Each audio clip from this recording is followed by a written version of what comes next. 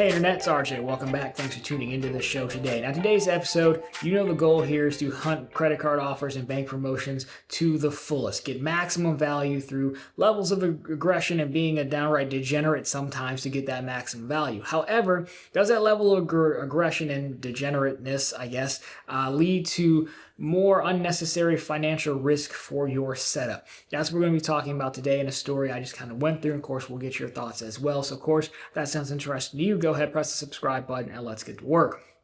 Now, of course, if you're new here, then I like to say I play fairly aggressive. There are definitely people who play more aggressive. I'm not talking about manufactured spending and things like that. I'm talking about just grabbing bank promotions. We have, of course, this channel which talks about more conversational stuff, the news, but credit card focused. And of course, there's Run on the Bank, which is our second channel, and it's focused on bank promotions. And of course, ProfitfulContent.com as well, which does all of it. So my goal is always 5,000 from credit cards a year, 10,000 from bank promotions, and 10,000 from referrals. Oftentimes we go over that, but that's like the baseline. And you do have to push pretty hard on the bank side to get $10,000. You have to max out your credit cards. You generally have to have a lot of 5% to help when you're not going after intro offers. So that's the goal. You really got to be pushing. That's why I set it at $10,000. Now, this came up because I was looking at my cards, and I have had about a $7,500, give or take, $7,100 bill on my Bank of America Unlimited Cash card. Now, I don't want to be overly dramatic, like it's paid, it's fine, there are no late charges or interest or anything like that. But I had the card, or had the balance, and I was looking at it, and I was kind of going through it. I'm like, all right, when is this thing due? How many days do I actually have to pay it?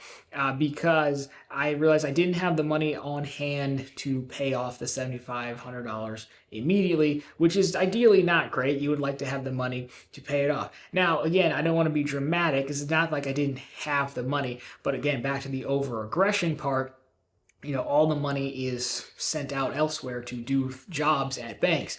And I kept compounding the problem, which again goes to the over-aggression. So I have $30,000 at U.S. Bank between two business offers. I have $5,000 on the Key Bank for a business offer. So there you go. That right there is more than enough to cover it. And I did have money in my personal Chase account, which is like my personal operating account. I've got 3 mortgages, mine plus 2 rentals, and those all come due the first of the month, and it's about a little over $5,500 for all of them. I know this one's 28, the other one's 4 something, and then 9 something. You can do the math on that, but it's about like 5.5. So that takes out all of the operating money, really, to less than $7,500, obviously.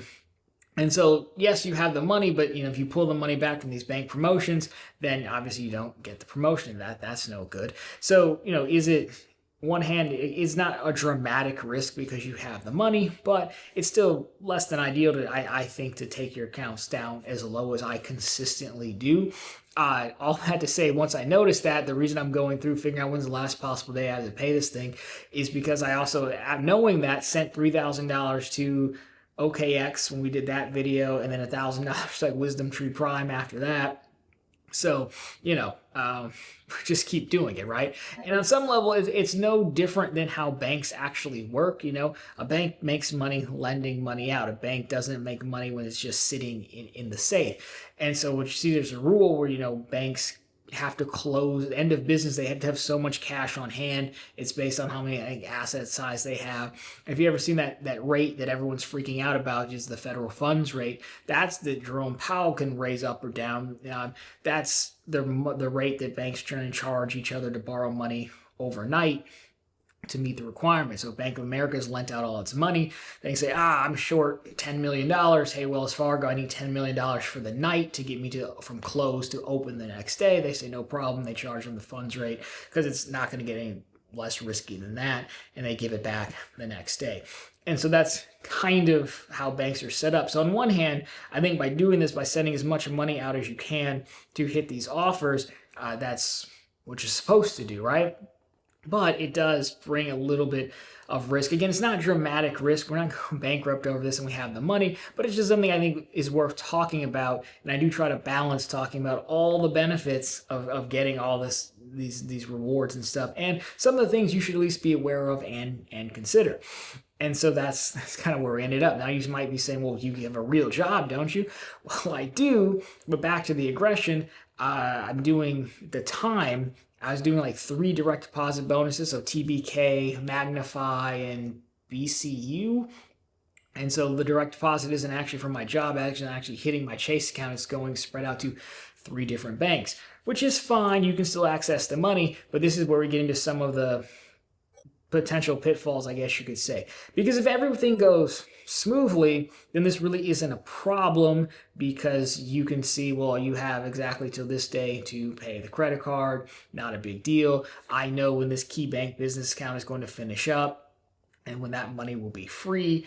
But when you start doing more things, it ends up a little bit risky. So I wrote down some examples.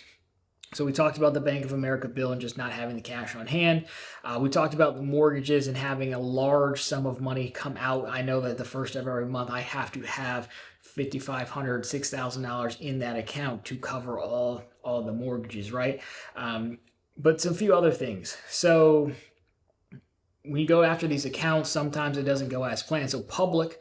Oh, I sent more money to public as well. So the public was a brokerage account we talked about, and their thing was deposit $1,000 and they give you like $100 in a stock slice. Pretty good offer. There's no mention of a holding period for that $1,000 in the terms and conditions. However, it turns out they hold. So if you get a $100 reward, they hold $100 of your deposit. So you could do 500 referrals plus 100 for the person who referred me, so 600 total. So I sent 1,000 thinking I'd pull 1,000 back in a short amount of time. Not the case. I can only pull 400 back because I got 600 in rewards. That 600 in cash is now on hold for, I believe it's 90 days. I still didn't find a easy answer about that, but that's just like an unexpected thing. So if you're trying to play it very close, well, that's very unexpected. The other thing is slow money transfers, depending on where you're pulling from. Chase is notorious for this. If you execute a transfer pulling from another account to Chase, Chase may say, well, hey, look, this transfer is taking longer than we thought, or we're not comfortable with this, so we'll say, yeah, you'll have a total balance and you'll have an available balance, but it will be a difference because they're putting a hold on that money, and there's nothing you can do about it at all. That's happened on occasion. Slow transfers, holds if you're depositing checks or sending money. Like, these things tend to happen as well. Also, issues linking accounts. I mean, it's not the hardest thing in the world to link accounts, but sometimes, on one hand, banks have gotten better. So if you're planning to link, a new account to an existing account, sometimes they have Plaid or Plaid integration where you can just easily do it and send the transfer right away. Other times they want micro deposits. It's rare, but I have had micro deposits cause an account to get locked, for example. All that to say, there are some things that can and do go wrong when you're playing it this close. So just, I guess, things to be aware of. Now, there are some things we can do to mitigate this.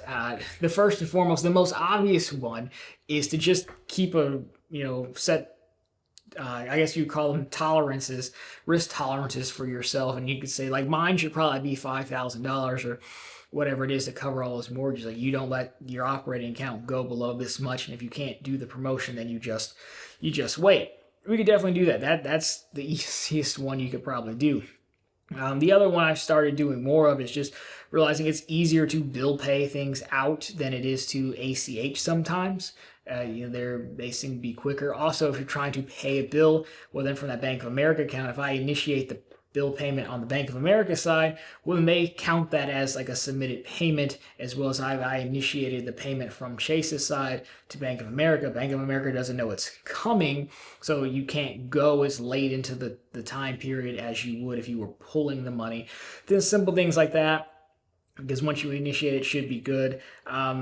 Zelle can also be your friend. It ends up being difficult to use Zelle because when you have so many accounts, because it's like, wait, where's my phone number's linked here, my email's linked there. It doesn't really like you having so many linked to it. It really wasn't set up for that. But if you need to send money, you can just Zelle it to yourself, and that's usually 99 times out of 100. That's pretty instant. A lot of the debit cards, while I don't activate them, do have, ATMs where you can just pull the money in cash and deposit it to another one perhaps. So there are things like that, that we can do as well. But overall, I mean, it was just a thought experiment, and I kind of wanted to talk about it. I will probably change. I don't think I'll end up changing. I think I'll just, as long as you can hit the minimum payments again, that's the big one. I wouldn't want to pay the interest in it. I mean, but again, at that point, you're talking about a potential arbitrage. I wouldn't go down that path really or encourage it, but it could technically make sense in the way this goes. So either way, that's kind of where I'm at. I think I'll still continue to operate like banks, because it's really, and also the last thing is, like, when you play this game for a long time, it ends up kind of being rare from this, unless you just have a lot of expenses come up, because it's actually slow going opening accounts. We're only talking about 2 or 3 a month, as well as when I started 4 or 5 years ago, it was multiples a month.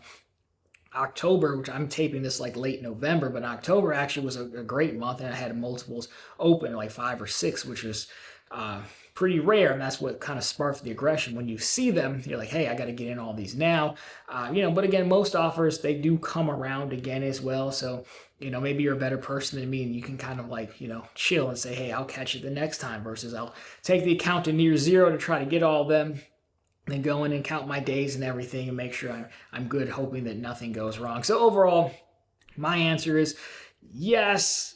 Going to extreme lengths to get all of these can definitely lead to unnecessary risk. Not in a dramatic sense, right? We're not like doing a bunch of leverage or buying options or gambling or things like that, but it can add to risk that doesn't necessarily need to be taken. However, I think as long as you know what you're getting into, know what you're doing, and knowing that, on occasion, every so often, like, you're going to get burned by one of these issues, and you can think about what are my fallback plans to easily get the money or alternatives.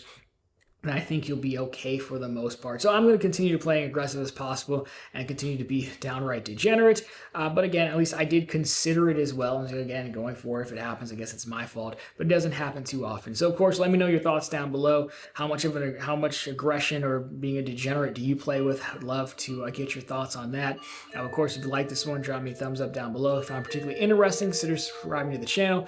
So we're posting content just like this every single week. And of course, right back every Sunday with all the news you can use in the week that was in credit and finance.